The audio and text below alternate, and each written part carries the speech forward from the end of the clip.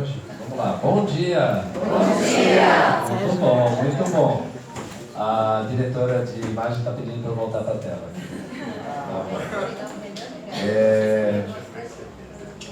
Máscara é um tema interessante, né? Quem de nós aqui tem a coragem de se mostrar tal e qual é? Né? Nós desde pequenos aprendemos que temos papéis a desempenhar. E essa necessidade de máscara, ela pode ser desde o mais inocente ou da adequação ao ambiente onde estamos. Às vezes uma pessoa muito extrovertida, ela não pode ser tão natural no seu trabalho, ela precisa ser um pouquinho mais séria. Então ela põe uma máscara de seriedade que não faz mal nenhum, mas é uma máscara. Às vezes, nós aprendemos que demonstrar o nosso egoísmo, a nossa inveja, ninguém aqui é invejoso, né? Eu não sou. Eu só minto um pouco. Ninguém aqui tem atitudes egoístas, mas nós aprendemos desde pequeno que isso não é bom, não é social. Então nós vamos trabalhando as máscaras. E esse trabalhar máscara, ele pode tomar uma proporção, muitas vezes, que não é tão saudável. E pode até, em muitos casos, né, eu acredito que todos nós, de uma certa maneira, tenhamos, uma certa confusão, onde nós nos confundimos com a própria máscara. Né? Então, esse ponto é muito interessante, né? Ou seja, podemos ser nós mesmos ou, né, temos, de uma certa forma, esconder algumas arestas. Né? Então, a brincadeira aqui que nós fizemos, né, quem é você? Né? Falou, poxa, não sei, eu não sei se eu me confundo com a máscara, isso acontece muito.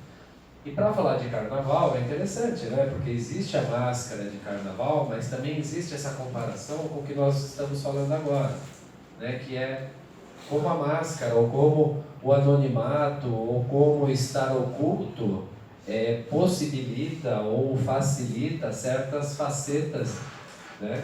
Que se não houvesse nenhuma máscara, ou se não houvesse o lado incógnito, o lado da multidão escondendo, né, essa percepção do indivíduo, se realmente aconteceria ou não.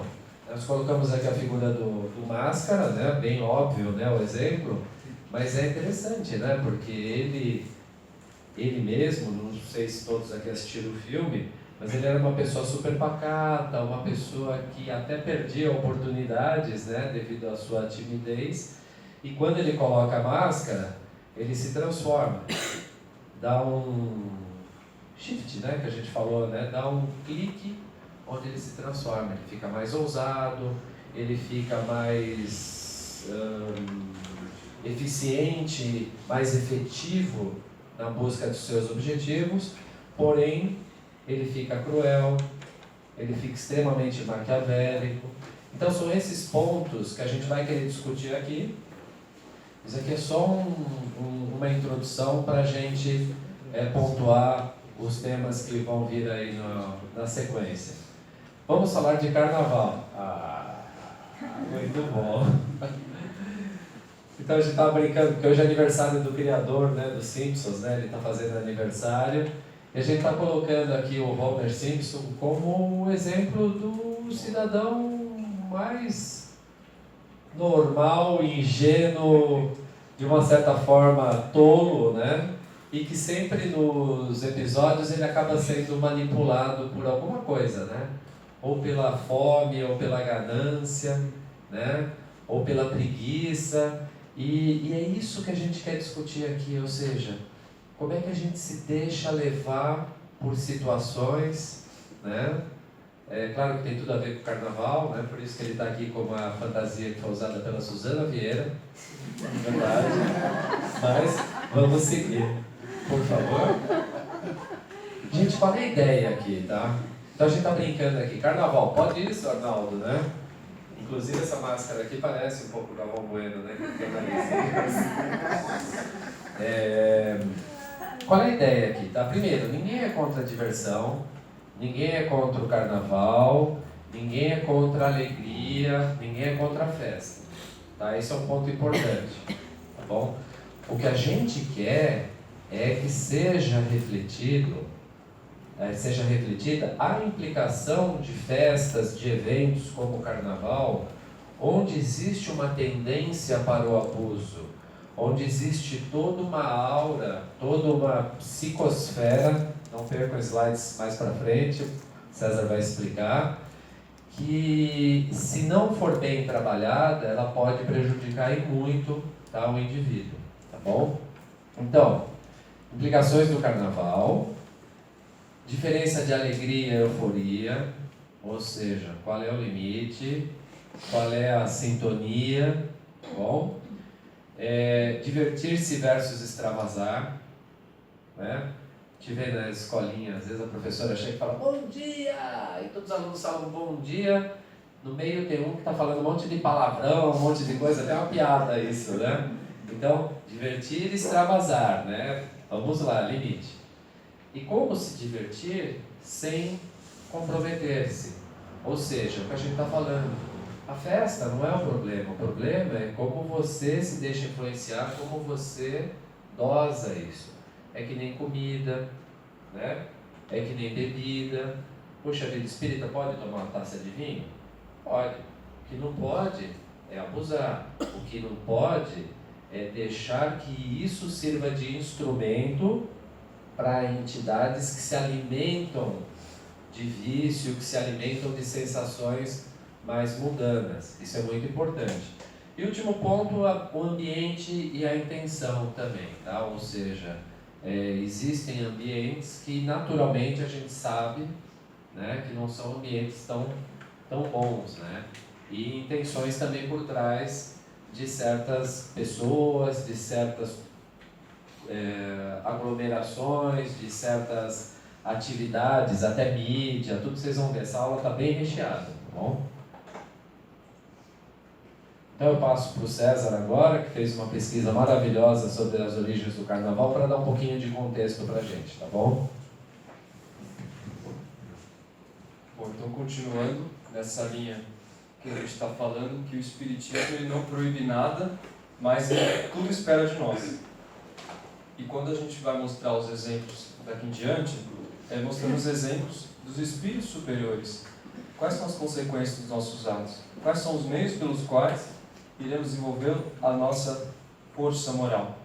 Então, para falar um pouco sobre isso, é importante entender de onde vem o Carnaval. Porque o Carnaval é uma festa pagã. Dizem que é uma festa que desde 400, 600 a.C. já existia. Alguns falam, inclusive, da época do Egito, com Ísis. A questão da fertilidade, a questão dessas comemorações. Mas a gente vê também, tanto na Grécia quanto na Roma. Por exemplo, vocês já ouviram falar no Momo, no rei Momo? Na verdade, o rei Momo, na antiguidade, não era um homem, era a deusa Momo. A deusa Momo, que é filha de Nix, filha da noite. E a deusa Momo, ela era assim, uma deusa tão alegre, tão divertida, que ela incomodava até os próprios deuses do Olimpo. Ela foi expulsa do Olimpo. Então vocês veem que o Carnaval se baseia numa deusa que foi expulsa do Olimpo e que depois ela vai causar uma guerra com toda a humanidade, quando ela vai colocar ali Helena de Troia e causa um monte de complicações. E ela é representada como uma boneca e geralmente como uma espécie de máscara, que ela representa a loucura.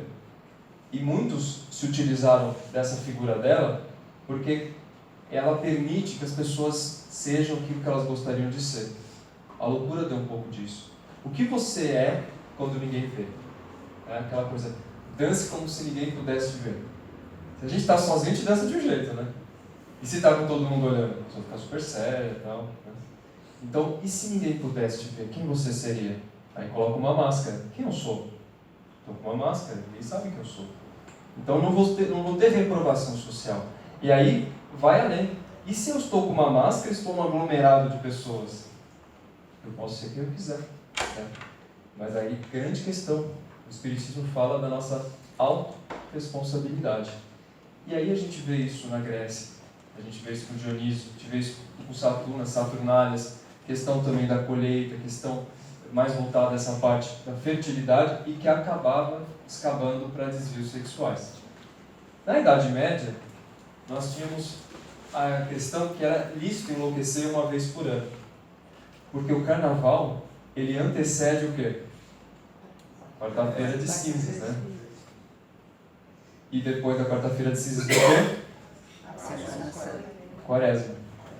Ou seja, já que eu vou entrar num momento de privação, vou ficar 40 dias em privação, em jejum, em pensamentos, etc., então eu preciso extravasar ao máximo. Né? Então era essa que era mais ou menos a maneira que se via. Tudo isso está no livro Nas Fronteiras da Loucura, do Manuel Filomeno de Miranda. Só que aí a gente faz um recorte histórico. O carnaval ele começa a ganhar corpo muito em virtude da sociedade parisiense, porque eles verificaram que ele era muito rentável. Né? Então você tinha discursos, você tinha ali desfiles, e para o turismo era algo que era muito rentável. Os portugueses, eles também tinham suas comemorações, só que eram um pouco mais rudes. O intrudo, já ouviram falar do intrudo? O intrudo, etimologia significa a entrada. Entrada do quê? Da quaresma. Então já que vai entrar a quaresma, vamos comemorar o máximo que nós pudermos antes da quaresma. Existia na sociedade portuguesa, depois disso eles levam para o Brasil, um hábito não muito bom. Eles jogavam farinha nos outros, jogavam água, ovos, alguns jogavam às vezes até urina e outras coisas. Então você imagina como que era uma aglomeração de pessoas, todo mundo jogando um monte de coisa no outro, e isso aqui começou a passar para o Brasil também. Algumas cidades ainda têm essas tradições, mas isso é algo bem ultrapassado. Você vê, por exemplo, o próprio Debré, ele vai narrar em uma das suas obras uma questão do intrudo. Só que aí o que acontece? As culturas africanas vêm e junta ao carnaval o tambor, o batuque. E aí o Brasil acaba se diferenciando e acaba tendo um carnaval diferente. Com toda essa questão das máscaras, essa questão do intrudo, essa questão do batuque, cria-se um carnaval único, o carnaval brasileiro. Só que antigamente, o carnaval também era algo para a burguesia, para as altas classes sociais, para desfiles. Então você imagina, todos extremamente bem vestidos, era algo de pudor. Então você imagina, aqui por exemplo, agora você vê uma criança ali em cima, todos ali sorrindo, tranquilos. Hoje em dia é assim. Como que a gente deixou isso acontecer, né? Olha como era antes. Eu imagino que vocês lembram daqueles carnavais de clube, super saudáveis, gostosos, né? Onde existia uma alegria, onde existia uma fraternidade. Hoje dá pra gente ir num lugar, num salão, e achar que vai ser super tranquilo, que vai ser super gostoso. Então, são certas coisas que a gente precisa olhar com carinho, né? E aí vem a frase do Caetano, né? Atrás do trio elétrico só não vai quem já morreu. Aí o Espiritismo fala, não. Atrás do trio elétrico também vai quem já morreu. E posso falar? É muito maior a população dos encarnados do que dos encarnados. Alguém aqui comprou passagem para Salvador já? Não. Alguém aqui depois dessa palestra vai no bloquinho? Tem gente até de Abadá, é isso? Né? Então, essas questões é para a gente considerar e refletir. Então, atrás do trio elétrico, nós temos os encarnados. Agora, para falar do carnaval na visão espírita, nós vamos utilizar duas obras. Olha o nome da obra, Nas Fronteiras da Loucura. Super normal, né? É Nas Fronteiras da Loucura, quer dizer, ele já está falando que está beirando a loucura. Isso é uma obra psicografada pelo médium Divaldo Franco, pelo Manuel Filomeno de Miranda. E essa obra é muito interessante porque tem também a participação de Bezerra de Menezes. E Bezerra de Menezes, ele organiza diversos grupos socorristas, porque é tão densa a energia, tantas coisas acontecem no carnaval, que eu não preciso entrar em detalhes, né?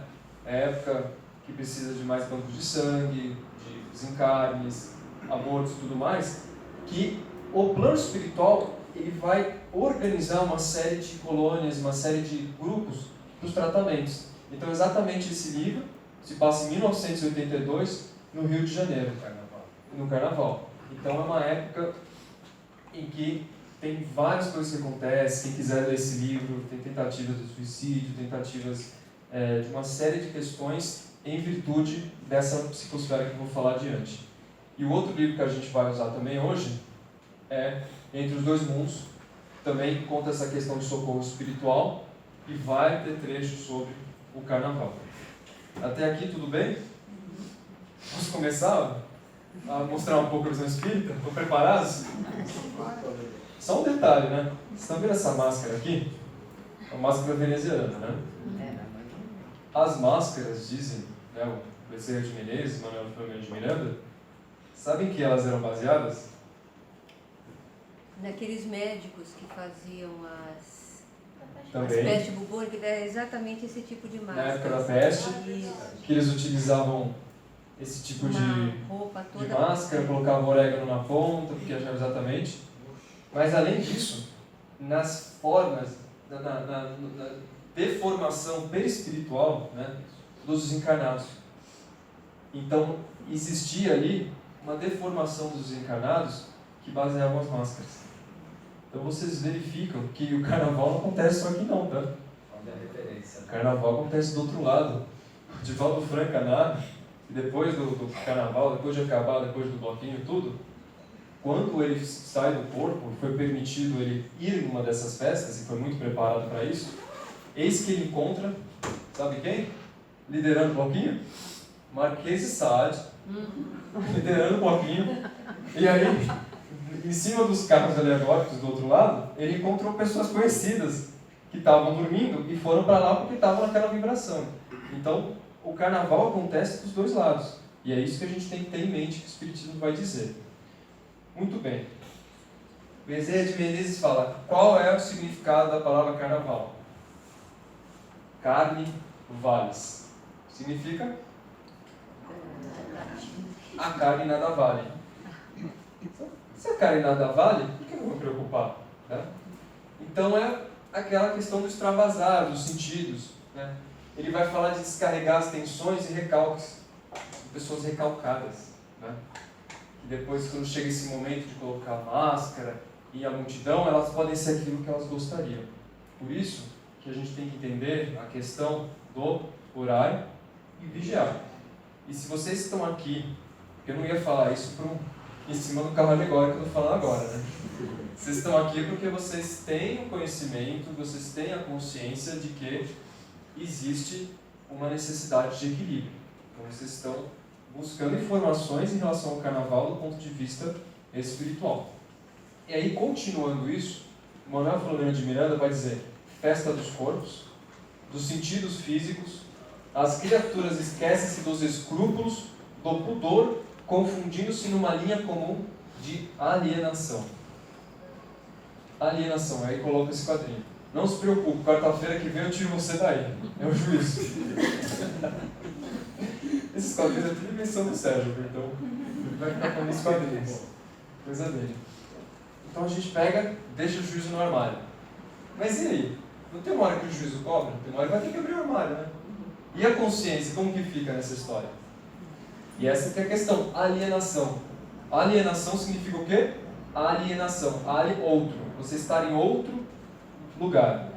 O indivíduo que está no celular, a gente fala, nossa, que juventude alienada, que fica no celular o tempo inteiro. Por quê? Porque não está presente, está em outro lugar, está em outro local. E aí no carnaval, quando a gente deixa o juízo de lado, a gente está alienado. Porque nós não estamos no nosso eixo. Nós estamos simplesmente abertos para aquilo que deve é. Então o juízo, ele fica guardado. E aí vem o fascínio do carnaval. Pergunto a vocês. Aqueles que querem participar dos blocos, né? Aqueles que participam dessas festas que têm uma intenção um pouquinho mais negativa, o que eles estão querendo de fato? Estão querendo praticar o amor ao próximo? Talvez de outra forma, né? Mas o que a gente está querendo falar aqui é: existe a necessidade de elevação das sensações em detrimento das emoções superiores. E aí a gente vai na linha de evolução que o Espiritismo nos fala. Instinto, depois sensações, e depois a gente começa a entrar na razão e nas elevações superiores, intuição e tudo mais. Então, se a gente fala em sensações, a gente está falando que a gente está permitindo entrar em um primitivismo, certo? porque a pessoa está alienada, ela não está no juízo dela. Então entra numa emoção inferior que acontece, sintoniza com entidades que lhe são afins. Sintonia. É muito simples sintonia. Se a gente tem um rádio, e a gente coloca lá 98.5. Qual que é 98.5? Faz tempo que eu não ouço falar. Coloca 98.5. Ou coloca na 102.1, que era Kiss FM, não sei se mais é. Não é mais, tá vendo? Vai sintonizar uma música diferente. Mesma coisa, se a gente está aqui agora, elevando o padrão vibratório, a gente está sintonizando com vibrações mais elevadas. Se a gente baixa a vibração, a gente está sintonizando com vibrações mais baixas. Então a sintonia depende do quê? Do bloquinho? Depende dos outros? Depende da música? De quem depende? Da gente. Porém, e aí que vem a questão... Você quer depois ler? Você vai ler. Só vou terminar aqui então. Depois vem a questão seguinte. Se eu estou num ambiente em que a intenção da grande maioria é baixa, o que acontece comigo? Baixar também ao nível menor que seja. No mesmo nível, na mesma sintonia. Acaba baixando. Poucos são aqueles que não entram em sintonia quando o todo está numa sintonia muito baixa. Você tem que estar muito conectado. Por isso que os espíritos superiores, eles nos aconselham a evitar certos locais em virtude dessas vibrações baixas. Porque se você está lá e sabe que aquela vibração é baixa, as pessoas estão quase todas com a mesma intenção de vibrações baixas, de sensações, prazeres e tudo mais, por que você vai lá? E aí vem a questão que o Espiritismo fala, que Paulo também fala, tudo me é lícito, mas nem tudo me convém. E nos domínios da mediunidade, capítulo 13, tem a questão do pensamento. O que o pensamento gera?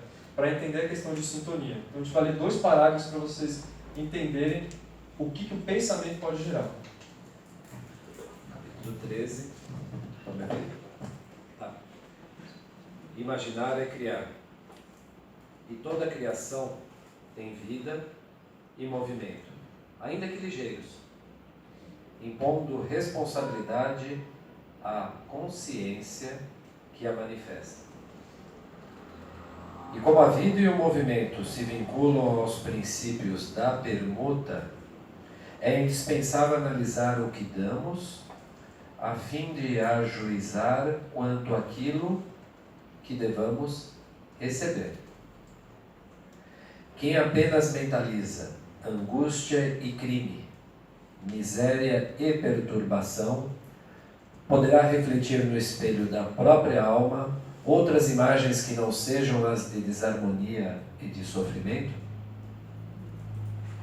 Então vocês veem, imaginar é criar, né?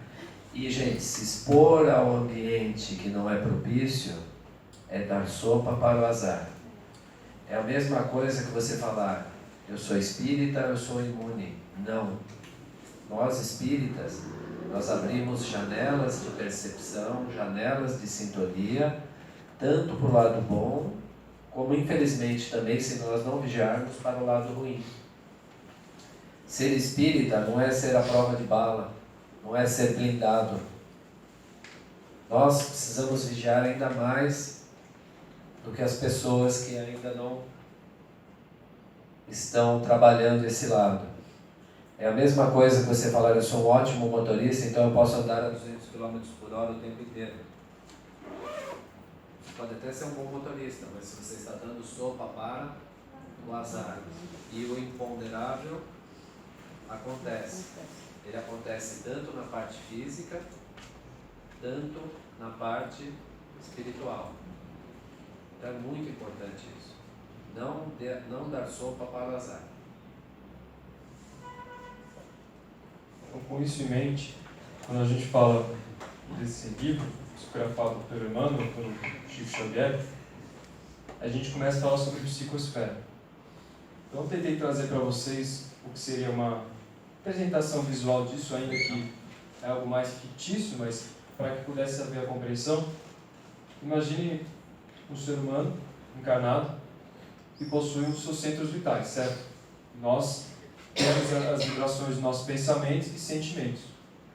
O que foi lido aqui? Pensamento é criação. Criação é vida. Então, pensamento é matéria, pensamento tem cor, pensamento tem forma, pensamento cria, vibra. Então, nós estamos criando nossa realidade o tempo inteiro, através dessa usina mental que se chama mente. Mente que, por sua vez, está atrelada ao nosso espírito. Então, o pensamento, ele não vem do cérebro. O cérebro é um intermediário, ele vem do espírito.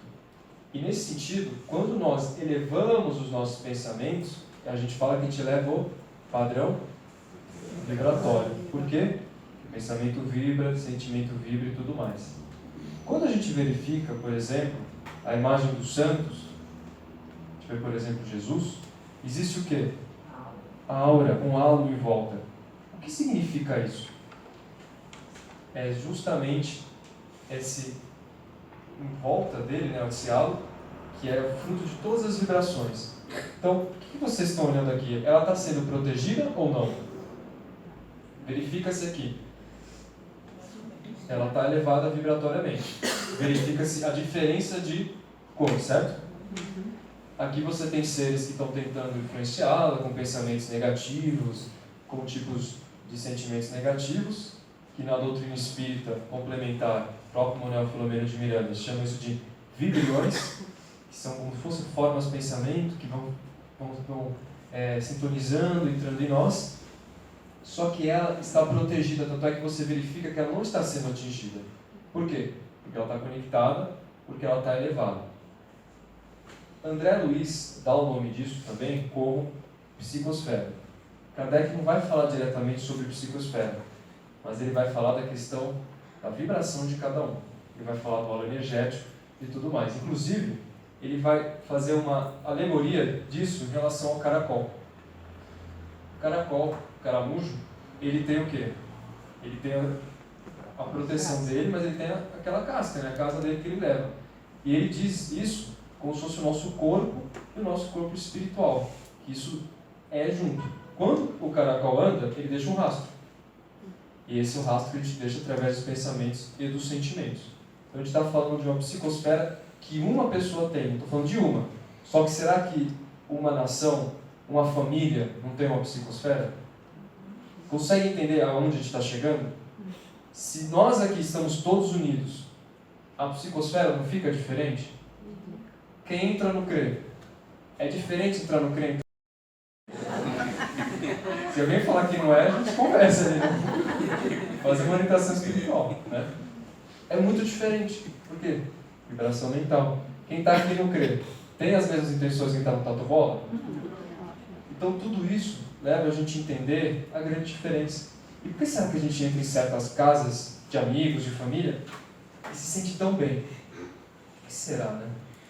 E por que será que a gente entra em outras casas de amigos, de família, e parece que está entrando numa piscina, de tão denso que é? Vibração mental. E aí a gente fala, fazer toda semana o quê? O Evangelho no Lar. Por quê? Porque auxilia a limpar, a proteger toda essa questão das vibrações. Então a psicosfera é pessoal, mas ela também pode ser coletiva. Então ela pode ser formada pelas criações mentais dos habitantes. Agora a gente imagina diversos lares do nosso Brasil, diversos lares do mundo. Todos eles estão ou não estão gerando psicosfera? Tá. E aí, o planeta Terra, ele é fruto do quê? Uma psicosfera de todos os habitantes. Por que o Espiritismo fala tanto sobre a importância da família? Consegue entender?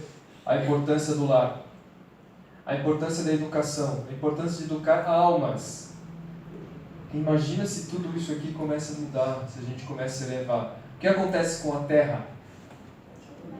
Ela se eleva. Significa dizer que eu sou ou não sou responsável pela psicosfera da Terra? Sim. Se você eleva a sua vibração, você eleva a vibração da Terra. Nós somos responsáveis. E os lares, eles são os locais mais sagrados para que a gente possa criar isso. A gente consegue comprar uma casa?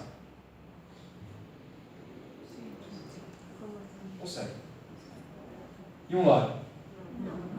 Do que é feito um lar? União. Amor, Tolerância. união, virtudes, porque toda virtude pressupõe caridade, pressupõe renúncia e sacrifício ao próximo. E uma casa é feita de tijolos, é feita de coisas materiais. O lar é o laboratório da alma, diz Emmanuel. Por que laboratório? Labor de trabalho, oratório de oração. Quando a gente entra no lar, é o momento de permitir-se a conexão com o sagrado, de elevar os nossos pensamentos, de estar com os nossas almas afins, que nós estamos juntos nessa encarnação. É muito sagrado. Então, imagine isso aqui. Psicosfera da Terra, formada pelas criações mentais dos habitantes. Nós somos responsáveis. E a psicosfera do bloquinho, é boa?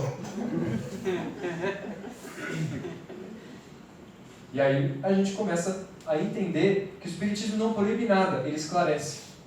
Compete a cada um o seu livre-arbítrio, mas tem as consequências. E aí Kardec, na Revista Espírita, ele vai explicar sobre a psicosfera, lembrando que quem usa esse termo é André Luiz, mas hoje é um termo muito aceito no meio espírita. Pode-se concluir assim que em torno de uma pessoa, de uma família, de uma cidade, de uma nação ou planeta, existe uma atmosfera espiritual fluídica. Olha o termo que ele usa. Atmosfera espiritual fluídica. Cada um de nós tem essa atmosfera. Nós produzimos essa atmosfera. Por isso que tem pessoas que diziam que quem chega lá perto de Chico Xavier parecia que estava levitando. Já ouviu falar nisso? De tão boa que era a energia. Por quê? Padrão vibratório. Ele elevava isso. Ele estava sintonizado só com pensamentos positivos e se conectava com entidades superiores. Né? A atmosfera fluídica que varia vibratoriamente segundo a natureza moral dos espíritos envolvidos.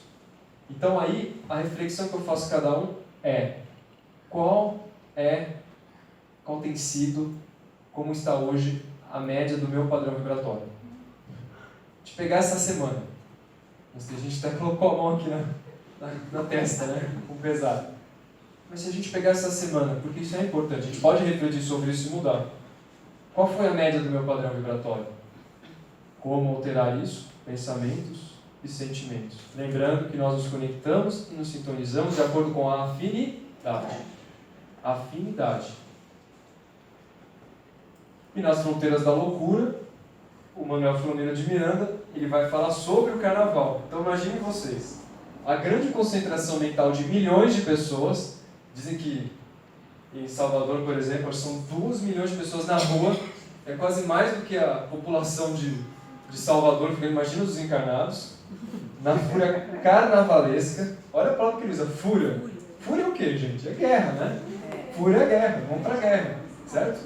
Fúria carnavalesca, irradiações dos que participavam ativamente, enlouquecidos, e dos que por qualquer razão se sentiam impedidos, afetava para pior a imensa área de trevas, ao mesmo tempo que esta influenciava os seus mantenedores. Olha que interessante. O que está acontecendo aqui? A biologia já fala, né? Uma simbiose. Mantenedores, desencarnados e encarnados. Eu encarnado, eu estou com vibrações baixas, estou com intenções baixas, eu estou usando a máscara, hoje eu quero me refestelar, quero me satisfazer. Eu vou o quê? Me unir com unidos do umbral. Certo?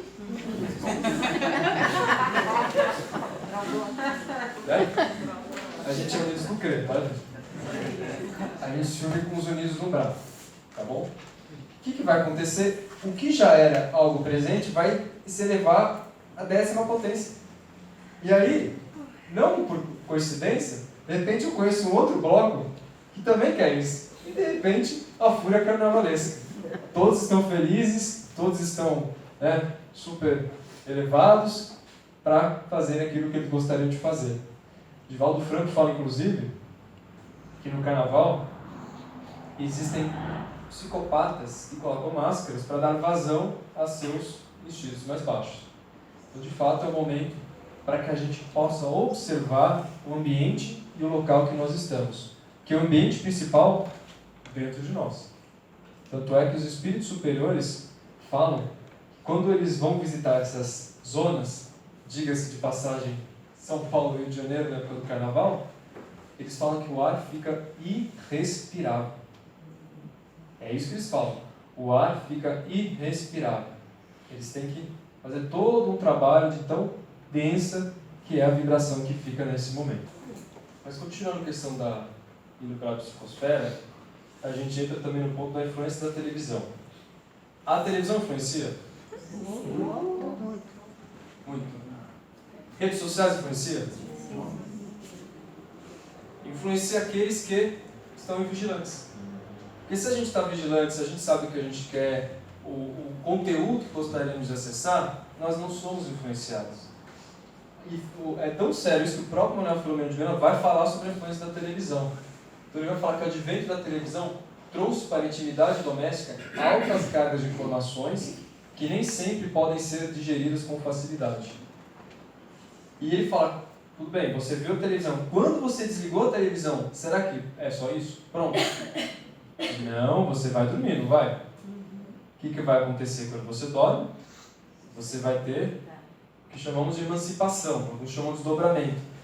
Você vai se conectar com a sintonia que você está naquele momento. Lembra do carnaval do Divaldo Franco, o pessoal ia para os bloquinhos do outro lado? Agita-se durante o processo do sono, detém-se nas cogitações não superadas ou partindo em direção das sugestões que foram captadas. Então o indivíduo vai ver um filme de terror, um filme de psicopata. À noite, o que vai acontecer? Não vai dormir. Primeira coisa, por que fazer isso? Por que ver um filme de terror se o nome já diz terror? Você quer aterrorizar a si próprio, gente? Né? E aí aquela vibração fica, aí a pessoa fala, nossa, eu tive um pesadelo essa noite. Falo, nossa, você está descrevendo exatamente o filme que você viu, nossa, é verdade. Né? Então isso é o que está entrando em nós, o que a gente está se alimentando. Isso é fundamental para que a gente reflita no padrão vibratório. Pode falar assim. O que é interessante a gente considerar também é em termos da interação que nós temos com o plano espiritual. Muitas vezes esse desejo, essa vontade pode ser uma vontade também alimentada por algum companheiro menos evoluído que nós atraímos devido a padrão vibratório, devido a uma série de fatores. E essa entidade, né, esse espírito, ele se alimenta daquilo que nós, de uma certa forma, somos compelidos a assistir. Né? Então, por exemplo, essa vontade desse filme de terror pode ser, né, uma relação que nós tenhamos, né, com algum amigo do plano espiritual menos evoluído que se alimenta disso. Da mesma forma, por exemplo, fumar, né, os vícios. Né? Então a pessoa fuma, tem todo um mecanismo que quando a pessoa está fumando, ela está servindo de veículo para um espírito que precisa ter essa sensação, que ainda não evoluiu, e ele está servindo de veículo. A bebida, né? Por exemplo, essa fixação por notícias de desgraça. Fala no microfone, o pessoal não está ouvindo. Né? Obrigado. O microfone está funcionando. Esse aqui não está tão bem. Então, tudo isso daí a gente precisa prestar atenção. E quando o César fala que a gente precisa levar o padrão vibratório, é uma forma de afastar esses amigos. E fazendo um paralelo, gente, o carnaval também é uma forma, né? Lembra, tudo tem um interesse. A gente está falando de TV, a TV, por que ela promove certas coisas? Há um interesse. Há um interesse econômico, há um interesse de pop, dominação, tudo que, no fundo, gira muito em volta de interesses econômicos. O plano espiritual também tem um interesse. Ou seja, essa loucura desenfreada, esse frenesi, essa entrega aí à luxúria e aos prazeres da carne, também alimentam irmãos espirituais que estão necessitados dessa sensação. Né? Eles estão evoluídos, então eles precisam dessa sensação mundana. E quando a gente fala de um evento grande como o Carnaval, são exércitos que estão envolvidos. Né? Por isso que é importante,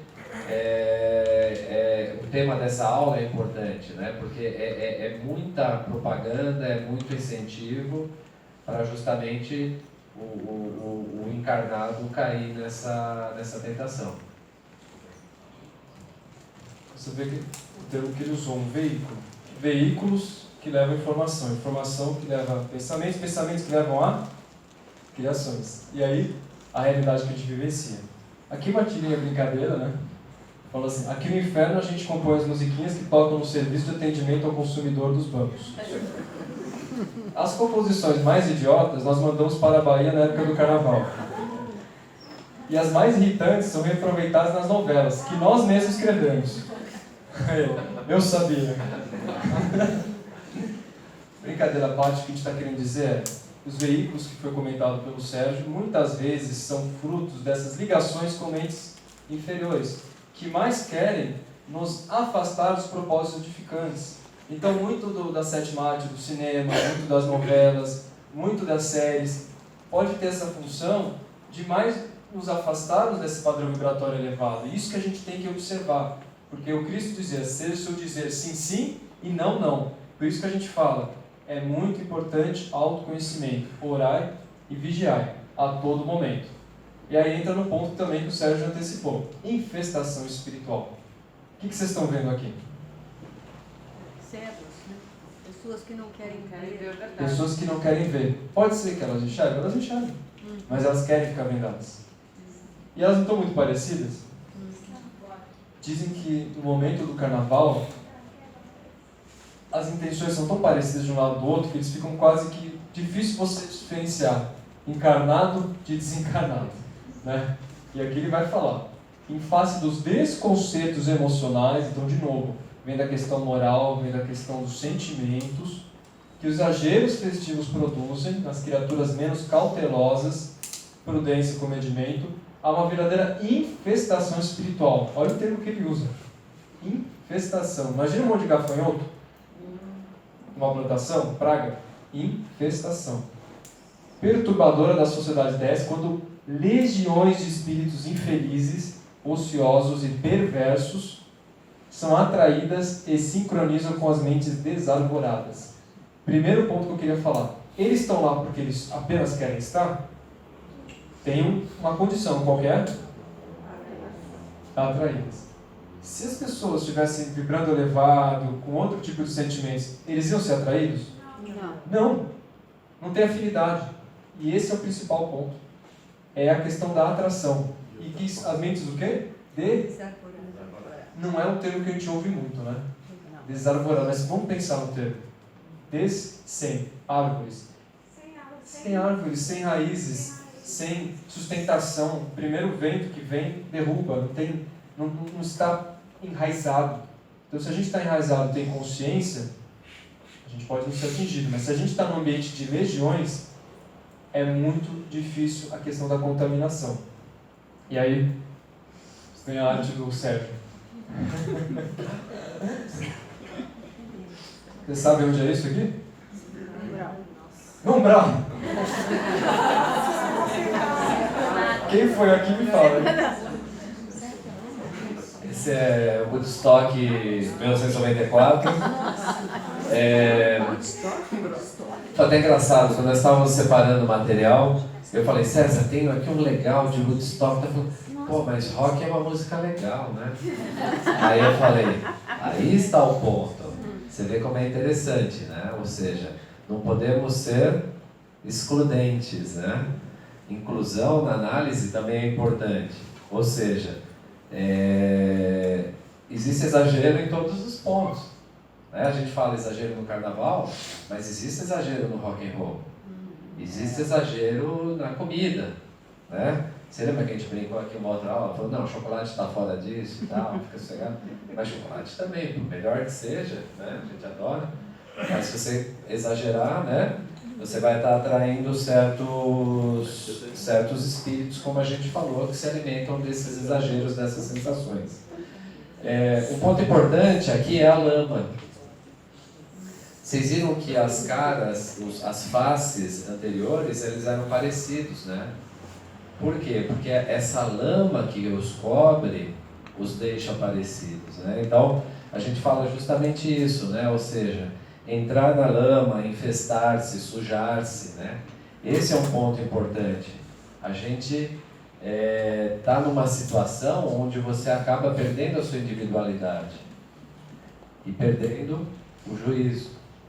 Né? Então esse ponto é muito importante. Quer seguir? Tá bom. Bom, então aqui a gente vai falar justamente sobre a perda da individualidade enquanto membro de uma manada. Vocês já ouviram falar a expressão comportamento de manada? Ou seja, como que as pessoas agem individualmente e quando elas fazem parte de um grupo, elas agem totalmente diferente. Isso é um fenômeno psicológico muito, muito importante. Antes de entrar nesse ponto, só esqueci a nossa colega ali, ela pediu a palavra. Pode falar. Que eu estive aí no Woodstock 94. Com lã ou sem lã? Com lã e tudo, mas é que eu sou fotógrafo e eu tinha ido fotografar para uma revista. E tem muitas fotos parecidas com essa, eu tive que andar lá no meio. Se essa foto é sua, peço desculpa porque você entendia o direito de imagem. E qualquer coisa você fala com o meu advogado aqui, por favor. Tá vendo? Bom, vamos lá. É alguém ilustrador por acaso aqui? Então é interessante isso daqui, né? Você vê que um fulano no meio aqui da horda, né, da manada, ele se dá conta que tinha alguma coisa errada. Mas o César ontem à noite, na hora que ele estava montando, ele falou: só que esse cara aqui já não consegue voltar, né? E quantas vezes não acontece isso com a gente? Né? Então isso é muito importante. Então, comportamento de manada. Tá? A gente vê isso em vários lugares. A gente vai falar rapidinho isso aqui só para contextualizar. Por favor, César. Então, comportamento de manada é quando a gente está falando que o indivíduo perde a sua responsabilidade. Ele se sente encoberto, ele se sente anônimo no meio do grupo. Ele se sente livre, como uma máscara. Exatamente. Então, um dos maiores expoentes no estudo, né, dessa teoria é um médico chamado Gustave Le Bon. E ele fala justamente isso daqui, que os indivíduos da multidão eles perdem o senso de autorresponsabilidade pessoal e individual, sendo fortemente induzidos pelo anonimato da multidão. Pode passar a próxima. Antigamente a gente falava de uma maneira até machista, né? Porque era só para a mulher. Maria vai com as outras. Era só Maria, né? E tem o Mário vai com as outras também. Eu acho até mais os homens do que as mulheres. É impressionante os exemplos que nós temos. Então tem uma outra fase que é o contágio, que é a propensão dos indivíduos agirem cegamente, né, justamente movidos pelos ideais e pelas paixões do grupo. Então esse é um momento muito louco, porque qualquer faísca, qualquer germen, ele se desenvolve muito rapidamente. Então, dentro das classificações aqui que eles passam, né, ele coloca que as multidões podem ser ativas ou passivas. E especialmente as ativas, elas são classificadas em quatro pontos que são interessantes.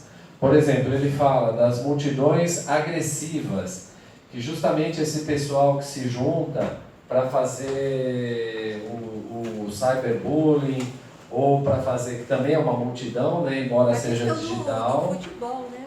Do futebol, exatamente. Que exemplos clássicos, nós tínhamos umas figuras aí, tinha até uma torcida de um time que a gente tirou porque a gente não quer polemizar, mas vocês sabem, né, que time que é. Outro tipo de multidão. Multidão escapista. O que é a multidão escapista? É uma multidão em pânico, é uma multidão, como por exemplo, tem um incêndio no cinema, ou seja, isso é um comportamento de manada típico também, onde pessoas são pisoteadas, onde, né, coisas acontecem. Outras são multidões, eu não vou falar do time de novo, daquele time, tá? Mas multidões aquisitivas, que é justamente quando tem saques. Tá? Não vou falar daquele time de novo, tá? Fiquem seguros. Que, por exemplo, as pessoas estão em multidão, elas entram em loja e fazem arrastão, né? A gente vê muito isso, né? Muita situação desse tipo. Ou retirantes, Ou pessoas, por exemplo, a gente vê na Venezuela, né, que as pessoas pegam e invadem por comida, tudo, né? Ou as expressivas, que são justamente as manifestações políticas, que são os shows de rock, como a gente falou. O carnaval se caracteriza como uma multidão ativa e expressiva, tá bom? Então, pra vocês entenderem. Esse... Oi? Hoje em dia também é agressivo. É verdade, pode se tornar agressiva, exatamente. Então, pode se tornar agressiva, pode se tornar aquisitiva, dependendo da situação, né? E escapista, ou seja, olha o potencial que tem aí, né? E principalmente com o nível de organização que nós temos dos eventos no nosso país, que infelizmente deixa muito a desejar, né? Próxima. E aqui tem aquilo que a gente falou do shift, né? Eu vou começar e passar para o César aqui, mas é interessante, né? Olha o que esse cidadão aqui fala, e quem nunca passou por uma situação semelhante a essa, que atire a primeira pedra, né? Talvez não com bebida, mas com chocolate, né? Com sono, com preguiça, com trabalho, né? Ou seja, o que ele fala aqui? Ele fala assim, no carnaval eu bebo só um pouquinho, mas esse pouquinho que eu bebo, ele me transforma numa outra pessoa que bebe muito. Então esse é o shift. Imaginem isso, é engraçado, mas imaginem isso nos outros campos. No campo da comida, no campo da parte sensual, né? Ou seja, que tipo de pessoa dentro de nós despertamos? Ou que tipo de conexão eu faço com alguém que age junto comigo e potencializa esse exagero, esse risco pequeno que eu corri, mas que na verdade eu subestimei e ele virou algo muito grande, né? Quer complementar? E aí a gente entra na estratégia do plano invisível. Operação Cavalo de Troia. Alegria, momento de relaxamento, momento de tranquilidade. Por que não? Por que não se abrir para isso? Quando vê, começa a ser envolvido, e aí começam os pensamentos. E aí a pessoa se torna outra pessoa, mas não é culpa dela, porque a outra pessoa que é a culpada, né? E aí a gente faz... E a autorresponsabilidade? Então, existe um plano do cavalo de Troia por parte da população invisível. E Manuel Filomeno de Miranda, ele vai falar um pouquinho como que age essa população invisível, o que acontece, né? Então, a população invisível, o olhar humano, era acentuadamente maior que a dos encarnados. Então, imagine você, 2 milhões de pessoas em Salvador, mais do que 2 milhões de pessoas, tendo mais de 2 milhões de encarnados ali junto, fazendo todas as traquinagens. Dizem que eles conseguem ver os médiuns, eles fazendo trenzinho da alegria, um brigando com o outro, um incentivando o outro a ser agressivo, enfim, tem toda uma questão que a gente chama de obsessão coletiva, porque todos estão abertos para isso, todos estão nessa afinidade. Disputavam entre si, os desencarnados, a vampirização das vítimas encarnadas, que eram telecomandadas. Quando você menos vê, você está na manada. Quando você menos vê, você é uma marionete. Você acaba fazendo os caprichos do que eles querem. Porque você acha, quando uma pessoa tem muito vício, ela desencarna. Vocês acham que acabou o vício? Então alguém que era viciado em drogas, contumaz, desencarnou. Graças a Deus, não tenho mais o vício da droga. É isso? Continua. Agora, do outro lado, ela consegue ter acesso à droga física? Tem um traficante que vai vender para ela do outro lado? O que ela tem que fazer então? Ela tem que vampirizar, ela tem que drenar as energias dos fluidos daqueles que se alimentam da droga. E fazendo isso, elas potencializam aqueles que são usuários a quererem mais, cada vez mais, cada vez mais. E dependendo do nível que se cria de afinidade, elas conseguem até influenciar os órgãos. Para que a pessoa, por exemplo, quando tiver sede, começar a sentir uma vontade irresistível de tomar um gole de uísque. Isso acontecendo ali no sexo intestino, por exemplo. Juntam 2 obsessores, ele começa a influenciar o protagonista e o principal, e aí ele sente aqui seco, e começa a ter uma vontade irresistível de tomar uísque. Água não, é uísque. E aí começa todo o processo de vampirização. Então aqui a gente está falando do quanto que isso acontece de uma maneira que às vezes a gente não percebe por quê. Está cego, entrou na lama e tudo mais. Estimulavam a sensibilidade às libações alcoólicas de que participavam. A pessoa perde os limites. Não tem noção até onde pode ir. Aí tem comas alcoólicas, tem coisas muito graves, porque o juízo não está aqui mais. E aí ela está sendo telecomandada. Além de perder o limite, ela está sendo completamente envolvida a continuar. Ela não tem freios. Ingeriam drogas, utilizando-se dos comparsas no corpo físico. Aquilo que eu falei, a questão da vampirização, a questão de atrair isso. E essa é uma pessoa invisível, tá? A gente achou o pessoal do plano invisível e tem a questão 459 dos espíritos. Influem os espíritos em nossos pensamentos e em nossos atos? O que vocês acham? Muito mais do que imaginais. Influem a tal ponto que, de ordinário, são eles que vos dirigem. São eles que vos dirigem. Porém, nós temos plano espiritual superior e plano espiritual inferior. A quem nos conectaremos? Aquele que nós estamos alimentando, aquela história do lobo. Né? Qual lobo a gente está alimentando? Qual é aquele lobo que a gente está de fato olhando? É o lobo do bem ou aquele lobo que tem os prazeres inferiores? Depende. Aquele que você alimentar mais é aquele que estará mais fortalecido. Então, mesma coisa aqui. Ele vai continuar e falar mais algumas coisas. Eles se interligavam a desmandos e orgias lamentáveis. Então, da mesma forma que existe necessidade dessa energia das drogas, existe também da energia sexual, que isso continua do outro lado. E aí eles se unem com pessoas que também têm esse tipo de desvios. Alguns, os magotes enfiados, atacavam os burlescos transeuntes, transmitindo-lhes induções nefastas, agressividade. Então o comportamento de manada expressivo vai para o agressivo, porque existe toda essa vontade de começar a tirar as pessoas do eixo. Dava início assim ao processo nefando de obsessões demoradas, então começa... Isso ele está narrando tudo o que aconteceu, tudo que ele viu, tudo que aconteceu. E misturava-se espírito de aspecto bestial lupino, verdugos e técnicas de inspiração, do tono sexual, em promiscuidade alarmante com inúmeros encarnados. Então ele está falando de espíritos muito baixa vibração, aspectos lamentáveis que se unem nisso e a gente não percebe porque nosso plano está baixo. Aí, já se aproximando para quase do final, vem a quarta-feira de cinza. Pois é. Toda festa, no dia seguinte a gente tem que limpar a casa, né?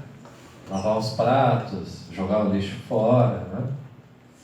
E em termos de carnaval, em termos de abuso, é a mesma coisa. O que sobra depois? Será que esses 4 dias de loucura valem a pena? O que eles deixam do rastro do caracol que foi mencionado aqui? É esse ponto que nós precisamos meditar. Então, ninguém aqui é contra a alegria. Ninguém aqui é contra o carnaval. Mas qual é o custo? Né? Será que realmente há de viver 4 dias como se não houvesse amanhã? Porque o amanhã existe, né? Pois é. E a gente sabe espiritualmente que o amanhã, ele é muito, muito maior do que o amanhã terrestre somente. Né? As várias encarnações que nós temos garantem muitos amanhãs, muitas quartas-feiras de cinza, muita louça para lavar, muita casa para limpar. Vale a pena? Esses 4 dias valem a pena ou não? Marcos?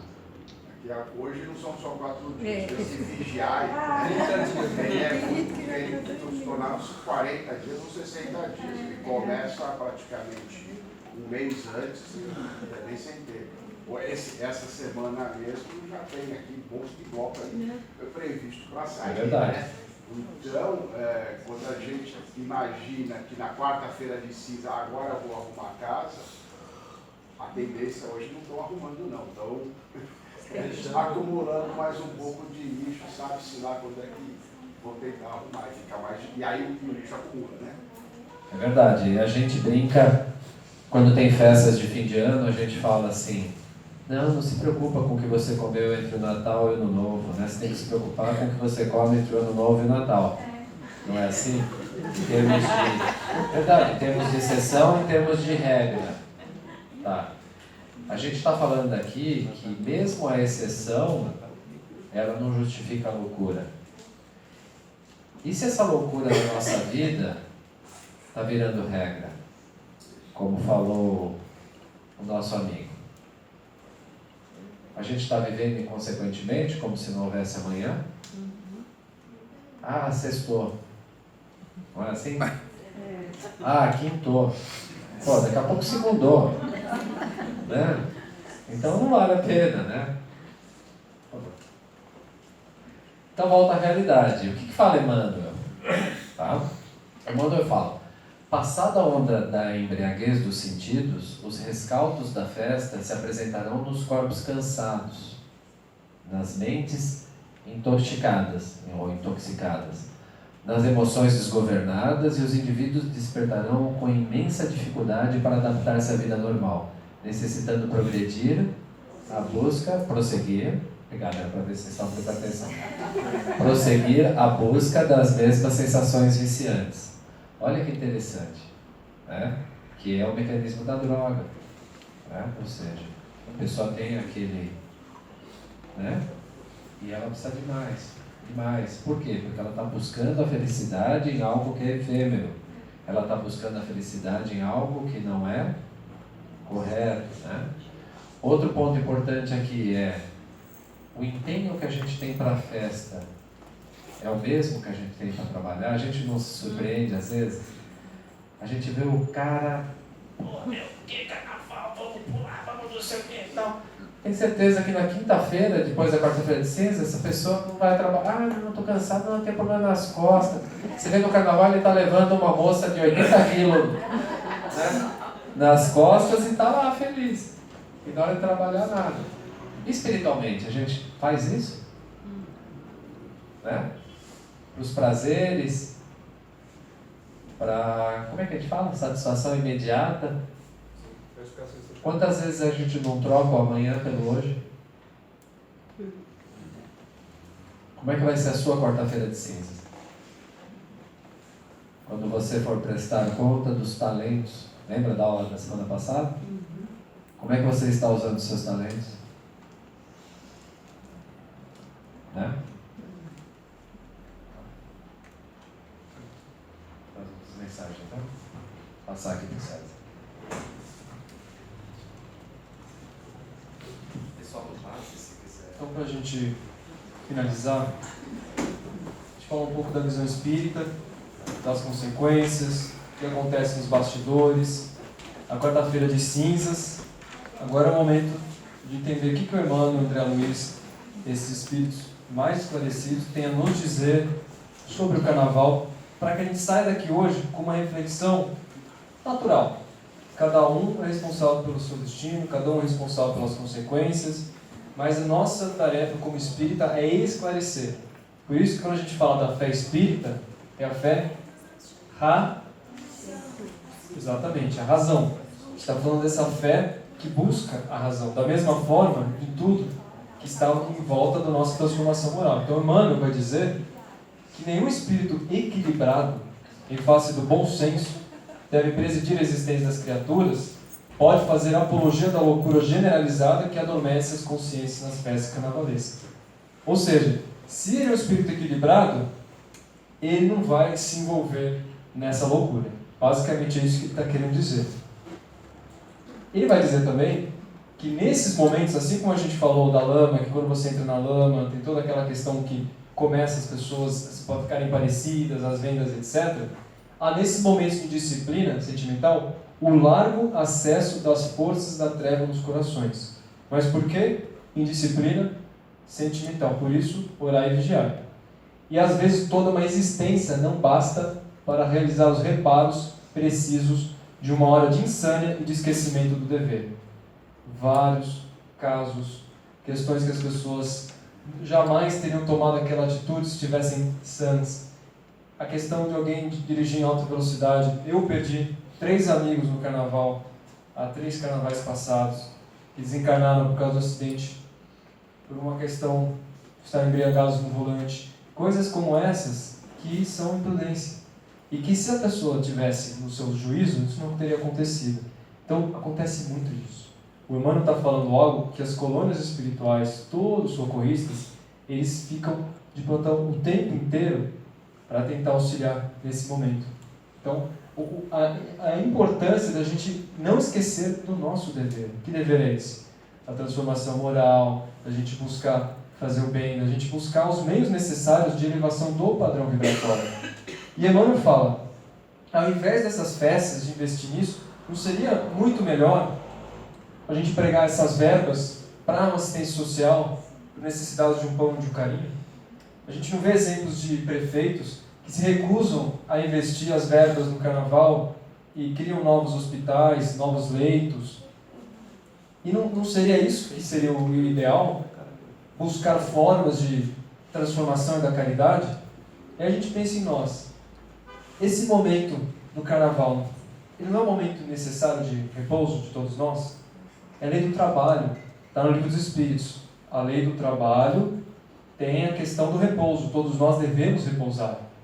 Mas o repouso não está contrário à lei do progresso. Eles andam juntos, lei do repouso e lei do progresso. O repouso e a renovação é o momento da gente se reconectar, buscar pensamentos mais edificantes. E aqui ele fala, como seria diferente se toda essa energia fosse voltada para isso? Porém, vem André Luiz e vai falar, nossos atos tecem asas de libertação ou algemas de cativeiro, para a nossa vitória ou a nossa perda. Ou seja, você pode escolher o que você quiser, mas você será escravo das consequências. Por quê? Autorresponsabilidade. Então a gente está falando aqui ou asas de libertação ou algemas de cativeiro. Tudo depende de nós. André Luiz que disse. E Kardec, para encerrar, que seria, que alguns consideram o lema do Espiritismo, né? Quem é o verdadeiro espírita? É aquele que vem toda semana no centro? É aquele que fala palavras maravilhosas? É aquele que se veste de branco? É aquele que sempre faz alguma coisa de divulgação ao espiritismo? Não são questões externas, são questões internas. Mais do que tudo, reconhece o verdadeiro espírita pela questão da transformação moral, o quanto que ele está dominando as suas más inclinações. E esse é o principal ponto. E é isso que nós temos que entender, enquanto estudantes da doutrina espírita, nesse momento de carnaval, que o mais importante é buscarmos a renovação moral e verificar essas más inclinações, identificá-las e transformar. Por isso que a gente fala, a verdadeira alegria não é a alegria da carne, é a alegria do Espírito. Que Deus abençoe a todos, muita luz e muita alegria no Espírito. Obrigada.